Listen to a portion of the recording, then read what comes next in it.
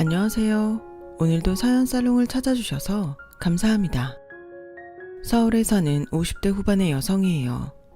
저는 15년 전에 재혼을 해서 제가 낳은 딸과 남편이 전부인 사이에서 낳은 딸, 이렇게 넷이 살고 있어요. 둘 다 저에게는 세상 그 무엇하고도 바꿀 수 없는 소중한 자식들이죠. 이제 올겨울이면 큰아이가 결혼을 한답니다. 제가 곧 장모가 될 거라고 생각하니 기분이 정말 이상한 요즘이에요. 그러다 보니 실패로 끝난 제 첫 결혼 생각이 나서 그 사연을 얘기해 보려고 해요. 저희 아버지는 지방에서 조그맣게 무역업을 하셨어요. 서울에 잘 나가는 집들과 비교할 수 없지만 그래도 나름 풍족하게 자랐죠. 남동생은 머리도 좋고 끈기도 있어서 지역에서도 손에 꼽힐 만큼 공부를 잘했어요. 부모님은 그런 남동생을 밀어주고 싶어 하셨어요. 지수가, 우리 지훈이 서울에서 공부시키고 싶은데 너는 어떡할래? 지훈이만 보내면 네가 섭섭해할 것 같아서 물어보는 거야. 너도 서울 가고 싶으면 같이 보내줄게. 나 공부를 잘하고 싶은 마음은 없는데 서울은 가고 싶어. 그래도 가도 돼? 내가 지훈이도 잘 챙길게. 라며 서울에 가고 싶어서 엄마를 졸랐어요. 엄마는 아버지와 상의 끝에 저희 둘 다 서울에 보내기로 하셨죠. 처음에는 새로운 환경에서 부모님 간섭 없이 둘이 사는 게 너무 좋았는데 시간이 지날수록 엄마 아빠가 저희한테 해주신 일이 얼마나 많은지 절실히 깨달았어요. 청소나 빨래도 그렇고 살다 보니 전구 하나 가는 것도 어렸던 저희한테는 굉장히 어렵고 낯설었죠. 엄마는 일주일에 한 번씩 올라오셔서 저희가 먹을 반찬을 두고 가셨어요. 하지만 얼마 안 가서 엄마가 많이 아프셨고 전처럼 자주 오지 못하게 되셨어요. 엄마, 걱정하지 마. 내가 원래 요리 좀 하잖아. 안 그래도 엄마 너무 무리하는 거 아닌가 걱정했어. 내가 지훈이 잘 돌볼 테니까 엄마는 얼른 낫기만 해. 네가 고등학생이라 더 중요할 때인데 신경 쓰게 해서 미안해. 아니야. 그리고 서울 온 것도 원래 나보다 지훈이 때문인데 뭐. 라며 엄마를 안심시켰어요. 제가 요리에 관심도 많고 간단한 건 가끔 해봤지만 본격적으로 반찬을 만들고 밥을 하려니 이런저런 실수가 많더라고요. 그런데도 동생은 한 번도 불평하지 않고 제가 해주는 걸 맛있게 먹었어요. 누나도 공부해야 되는데 내가 좀 미안하네. 그래도 누나가 있으니까 난 좋아. 외롭지 않고. 누나 공부는 걱정하지 마. 누난 그렇게 잘할 생각이 없거든. 그럴 머리도 안 되고. 그런 말 하지 마. 기본은 해야지. 우리가 둘 다 서울에 온 보람이 있지. 예전에 삼촌들 말 못 들었어? 학교 다닐 때 공부 열심히 안 해서 좋은데 취직 못하고 사업할 능력도 안 돼서 후회된다고 했잖아. 아빠가 부럽다고 말이야. 나 챙기는 것만 신경 쓰지 말고 누나도 공부해. 라며 오히려 저보다 더 어른스러운 말을 하더라고요. 동생이 그렇게 말을 하니 저도 머쓱해졌어요. 그리고 전에는 관심 두지 않았던 문제집도 풀어보고 학교 수업 시간에도 전보다 더 집중했죠. 그랬더니 거짓말처럼 성적이 오르더라고요. 전에는 해도 안 될 거라는 생각에 아예 포기했었거든요. 기본만 하면 된다는 동생 말이 뭔지도 알았죠. 누구든 학교 수업 시간에 잘 듣고 그날 복습만 잘해도 어느 정도 성적이 나오는 거였어요. 동생은 전교등수에 들 만큼 공부를 잘했고 저도 성적이 오르니 고향에 있는 부모님도 서울에 보낸 보람이 있다며 굉장히 좋아하셨어요. 그렇게 시간이 흘러 저는 고3이 돼서 진로를 고민하게 됐어요. 저는 아버지처럼 제 일을 할 수 있으면 좋겠다고 생각했어요. 하지만 아버지가 하는 무역에는 별 관심이 없어서 이것저것 보다가 나중에 창업을 하면 되겠다는 결론에 이르렀고 저는 일단 경영학과에 가기로 했어요. 제 성적으로 아주 좋은 대학은 무리였지만 중위권 대학에 갈 성적은 됐거든요. 부모님은 재수각고 하고 좋은 데 넣어보고 안 되면 재수를 하라고 하셨지만 저는 1년이라는 시간을 허비하고 싶지 않더라고요. 제가 갈 수 있는 데에 지원했어요. 그리고 무난히 합격을 해서 대학생이 됐죠. 처음에는 애들과 분위기에 휩쓸려 여기저기 놀러 다니고 술도 많이 마셨어요.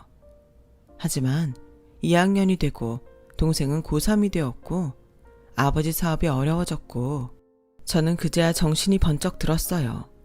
이렇게 놀 때가 아니었던 거죠. 저는 동생도 챙기고 집안도 돌봐야 된다는 책임감에 새벽에 일어나 동생 도시락을 싸고 학교 조교실로 알바를 갔어요. 그렇게 정신없이 살다 보니 어느덧 시간이 흘러 저는 의료기기 회사에 들어가게 됐어요. 창업을 하겠다는 저의 꿈은 바쁜 현실 속에서 잊혀져 버린 거죠. 그 무렵 아버지는 회사를 접고 시작하신 투자가 잘 됐어요. 새롭게 시작하는 사업들에 나눠서 투자를 하신 건데 대박이 난 거예요. 지숙이 네가 회사 가지 말고 아빠 돈으로 창업하라니까. 아빠 그 정도는 해줄 수 있어. 아니에요. 경험도 없고 회사 일을 배워본 적도 없는데 무작정 사업하겠다고 하면 잘못될 수 있잖아요. 먼저 회사 일부터 배우고 차근차근 할게요. 실제로 저는 오랫동안 사업을 하신 아버지가 어려워지는 걸 보고 겁이 많이 생겼었어요. 그래서 뭐든지 안전하게 하는 게 좋다는 마음이 생겼죠. 제가 회사에 들어가고 1년 정도 지난 후 남동생은 미국으로 유학을 갔고 저는 어떤 남자와 사귀게 됐어요. 저희 회사 거래처인 대학병원 의사였는데 제가 보고 한눈에 반했죠. 처음에는 제가 적극적으로 병원에 찾아가고 연락도 해서 사귀게 됐는데 6개월 정도 사귄 후부터는 남자가 먼저 결혼하고 싶어 하더라고요. 지숙씨, 우리 이렇게 밖에서 만나는 거 시간 낭비라고 생각 안 해요? 나는 우리가 차라리 매일 같이 있으면 돈도 더 아끼고 좋을 것 같은데? 나랑 계속 사귈 거잖아요. 그럼 차라리 결혼해요. 근데 이렇게 갑작스럽게요? 무슨 일 있어요? 무슨 일이 있는 게 아니라 결혼하고 싶다는 건데. 왜요? 막상 결혼하자고 하니까 마음이 변했어요? 나랑은 그냥 즐기기만 하고 결혼은 사업하는 사람이랑 하려고 했어요? 아버지가 사업하신다면서요. 그러니까 그런 사람들이 좋겠네. 아니에요. 그렇지 않아요. 그냥 너무 갑자기 그렇게 말하니까 조금 놀랐던 거죠. 그리고 우리 아빠 지금은 투자만 하시지 직접 사업을 하시는 건 아니에요.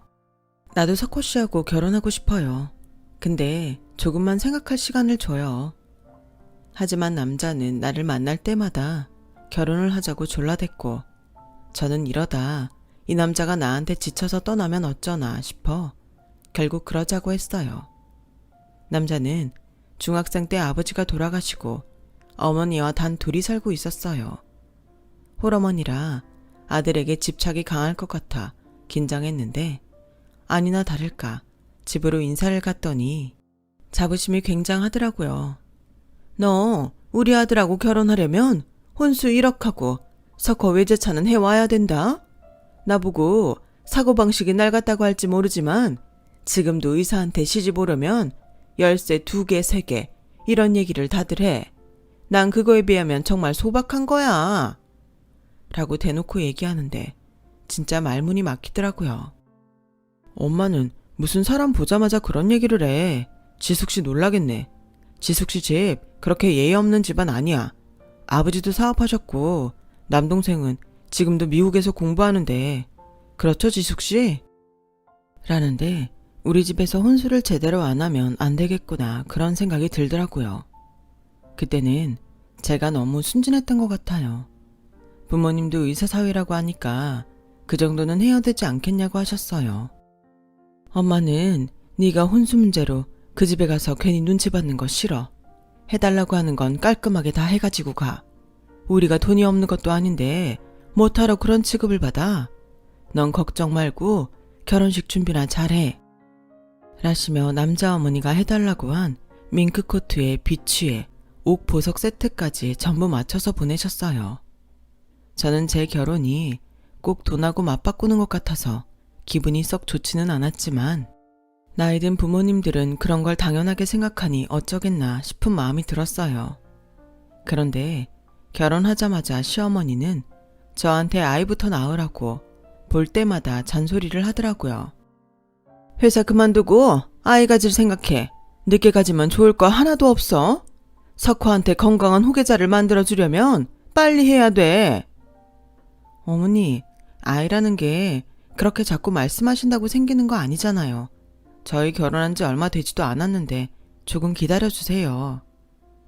얘봐라. 너 어디서 그렇게 따박따박 대드니? 니네 엄마가 그렇게 가르쳤니? 네가 좀 집이 산다고 나랑 석호 우습게 보는 거냐? 그런 게 아니라요. 제 입장을 말씀드리는 거예요. 됐다. 아주 사람 민망하게 만드는데 재주가 용하구나. 니들 잘 사는 사람들은 남 무시하는 게 보통인가 본데 우린 아니다. 어디서 그렇게 가정교육 못 배운 티를 팍팍 내는 거냐? 시댁도 못 사는 집이 아니었는데 번번이 저런 식으로 말을 하니 제가 당해낼 재간이 없었어요. 남편은 그나마 자기 어머니가 깐깐한 걸 알고는 있더라고요. 당신이 고생 많은 거 알아. 엄마가 좀 생각이 옛날 스타일인데 어쩌겠어. 노인한테 고치라고 할 수는 없잖아. 그거야 나도 알지만 너무 힘들게 하시니까 그렇지. 시간 더 지나면 서로에 대해 알아가고 익숙해질 거야. 그나저나 난 요새 병원 근무가 너무 힘들다.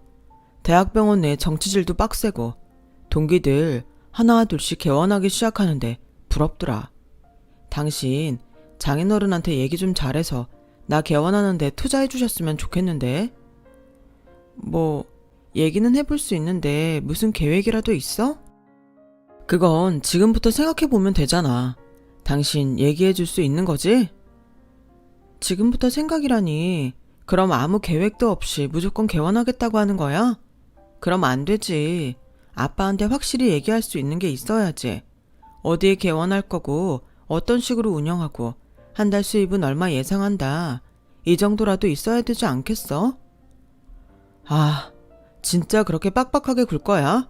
설마 장인어른이 사위인 나한테 그렇게까지 하신다고? 당신이 이렇게 하나하나 따지고 피곤하게 구니까 우리 엄마도 속상해서 더 그러는 거 아니야. 진짜 나도 섭섭하려 그러네. 라며 도리어 삐져서 다음날까지 저한테 말도 안 하는데 저는 정말 제가 큰 잘못이라도 한 것만 같더라고요. 별 수 없이 제가 대충 개원 계획서를 짜서 친정으로 들고 갔어요. 사위가 병원 낸다는데 해줄 수 있는 건 당연히 해줘야지. 근데 하고 싶으면 자기가 와서 당당히 말해야지. 널 내세우는 게 마음에 들지 않는다. 그이가 요새 많이 바쁘대. 병원 일이 많이 힘든가 봐요. 이해해 주세요. 제 말에 아버지는 한숨을 푹 쉬더니 알았다고 하셨어요. 아버지 허락이 떨어지고 남편은 신이 나서 대학병원 관둘 준비를 했고 강남에 상가를 알아보고 개원 준비를 할 무렵 저는 임신 사실을 알았어요. 친정에서는 다들 축하해 줬는데 그렇게 닥달을 하던 시어머니는 너 이제부터 정말 뭔가 좀 조심해야 된다. 첫 아이가 유산 잘 되는 거 알지? 어디 나서고 돌아다니지 말고 남편이 하는 일에도 아무 말 하지 말고 네가 입이 좀 방정이잖냐. 그러니까 개원도 출산도 잘 되려면 네가 잘해야 되는 거야. 알았어? 라며 겁만 주더라고요. 저는 입덧도 심했고 몸이 잘 붓고 힘든데도 개원했다고 맨날 느는 남편한테 한마디 하소연도 할 수 없었어요. 남편은 제가 아이를 가진 다음부터 눈에 띄게 저하고 멀어졌어요. 아예 병원 근처에 오피스텔을 얻고 거기서 왔다 갔다 하고 싶다는 말까지 했어요. 아니, 자기 부인이 이렇게 고생하는데 너무하는 거 아니야? 나도 힘들어. 하루 종일 환자들 비위 맞추고 간호사들 달래고 그러고 들어오면 쉬게 해줘야 되는데 당신이 또 징징대잖아. 누가 개원하랬어? 당신이 하고 싶다고 한 거면 그만한 각오는 했어야지. 지금 나보고 잘못했다는 거야? 라며 크게 싸움만 나서 그 다음부터는 아예 말을 하지 않기로 했어요. 그리고 제가 딸을 낳던 날 시어머니는 친정엄마가 있는 앞에서 같이 입원했던 여자는 아들 낳아서 그 시어머니가 되게 좋아하더라고요. 아우, 손잡아서 정말 좋겠다. 아니, 딸이 뭐가 어때서요? 손녀는 그 집일 줄 안 섞였대요. 라며 평소 얌전했던 엄마가 버럭 화를 낼 정도로 마음을 상하게 했어요. 남편은 뒤늦게 병원에 와서 친정 부모님한테 인사를 하는 둥 마는 둥 하더니 장모님이 저희 어머니한테 소리 지르셨다면서요. 뭐 저희보다 잘 사니까 그러시는 거 이해하겠는데 예의는 좀 지켜주세요. 자네 지금 지숙이 몸 풀고 딸러한테 와서 축하하고 고생했다는 말보다 나한테 따지는 게 더 급한가? 그리고 말끝마다 우리가 잘 살아서 어쩐다고 하는데 그러는 자네 집안은 왜 그렇게 우리한테 무례한 건데? 저희가 뭐 어쨌다고 그러세요. 다 오는 게 있어야 가는 게 있는 거 아니겠어요? 자네 지금 그걸 말이라고 하나? 라며 엄마는 기가 막혀서 어쩔 줄 몰라 하셨어요. 저는 싸우기도 싫어서 아예 고개를 돌리고 쳐다도 보지 않았어요. 아무래도 내가 막장 집안에 시집 온 것 같다고 후회가 되기 시작했죠. 그렇지만 아이도 있고 어떻게든 잘 꾸려가야 한다고 생각했어요. 하지만 딸아이가 3살이 됐을 때 저희 아버지가 투자 손실을 크게 입고 빚쟁이들한테 시달리는 신세가 되자 남편은 저한테 이혼 서류를 내밀었어요. 이제 그만하자. 당신도 나한테 정 없어진 지 오래됐잖아. 이러고 사는 게 무슨 의미가 있어? 당신 원하는 대로 해줄게. 나 생각해주는 척 하지 마. 우리 친정 망하니까 이러는 거 다 알아. 그래, 도장 찍고 다시는 보지 말자. 내 평생의 가장 큰 실수가 당신한테 반한 거니까 이 정도는 감수해야지. 하지만 시어머니는 제가 생활비를 헤프게 쓰고 남편 뒷바라지를 안 했다며 변호사를 선임해서 위자료를 거의 못 받게 만들었어요. 너 나한테 서운할 수도 있는데 나도 어쩔 수 없어.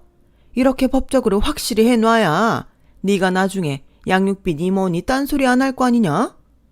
라는데 완전히 정이 떨어지고 말았어요. 그런데 시댁이 모르는 게 하나 있었어요. 아버지 일은 힘들게 되고 잠시 빚쟁이들에게 시달렸지만 제 동생이 한국에 돌아와서 당시 뜨기 시작한 벤처 사업을 하며 돈을 많이 벌고 있었다는 걸요. 아이를 낳은 후 이미 마음이 식은 저는 남편과 시어머니가 어떤 사람들인지 어느 정도는 감을 잡았고 그건 저희 친정도 마찬가지였어요. 동생이 돈을 잘 번다는 걸 알면 어떻게 나올지 보였거든요. 그동안 고생 많았다. 네가 어떻게든 가정을 꾸려가려고 노력한 거 다 알아. 근데 저런 사람들하고는 연을 끊는 게 더 낫다. 세상 사람들이 애 딸린 이혼녀라고 하는 게 뭐가 어떠냐? 남의 말보다 네가 앞으로 어떻게 사느냐가 훨씬 중요해. 엄마는 저와 딸아이를 안아주셨어요. 아버지 투자 손실은 우선 동생이 메꿔줬고 그 사이 주식과 부동산이 잘 돼서 아버지는 빚을 다 갚고 안정을 찾으셨어요. 지수가, 이제는 너도 네 일을 해봐도 될 것 같지 않냐? 아버지는 이제 다른 사람들한테 돈을 대주느니 망해도 내 딸한테 투자해보고 싶구나. 라며 저보고 일을 해보라고 밀어주셨어요. 저는 그제야 제 사업을 하고 싶어서 경영학과를 갔던 게 떠올랐고 여러 가지를 검토해보고 건강식품 사업을 시작했어요. 당시 웰빙 열풍이 막 불기 시작했던 터라 친환경 건강식품은 강남을 중심으로 입소문을 타며 점점 번창해 갔어요. 저희는 건강 곡물과 김을 중심으로 종류를 늘려갔어요. 어려운 때도 있었지만 저는 나름 고비를 잘 넘겨가며 사업을 계속했고 어느덧 8년이라는 시간이 흘러 저희 회사도 안정적으로 자리를 잡았어요. 그러던 어느 날 동생이 저한테 제안을 했어요. 우리 회사가 들어갈 건물을 알아보고 있는데 우리는 3층 정도 쓰면 되니까 누나네 회사가 들어오면 어때? 그러면 나야 좋지. 나도 건물 사는데 보탤게. 아니야, 안 그래도 돼. 그냥 같이 있자는 건데 뭐. 그래도 계산은 확실히 해야지. 어차피 우리 회사 들어있는 보증금 뺄 건데 거기에 조금만 더 보태서 낼게. 그래야 내 마음도 편해.